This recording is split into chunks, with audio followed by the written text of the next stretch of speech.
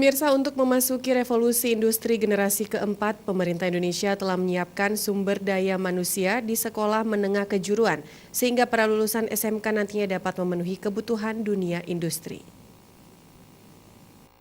Bapak Haris Munandar menandatangani peresmian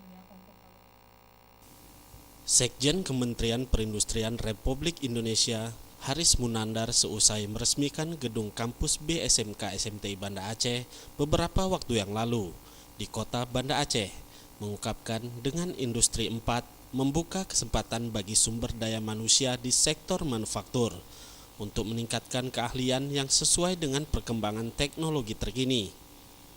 Untuk itu, para pelajar SMK SMTI di negara ini juga disiapkan untuk menghadapi revolusi industri generasi keempat, sehingga para pelajar lulusan SMK SMTI termasuk yang di Banda Aceh mampu memenuhi kebutuhan dunia industri, bukan hanya proses produksinya, melainkan juga di seluruh rantai nilai agar meningkatkan kualitas efisiensi dalam proses produksi.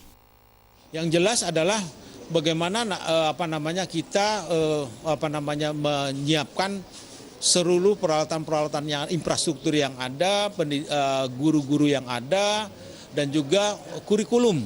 Ini yang perlu kita selaraskan dengan kebutuhan industri. Sementara itu, Kepala Sekolah SMK SMTI Banda Aceh Haryanto menyebutkan menerapkan kurikulum nasional dan juga melatih serta mendidik siswa-siswi sekolah kejuruan ini, sekaligus menyiapkan mereka untuk menerapkan Industri 4, notabene yang memang dibutuhkan dunia industri saat ini.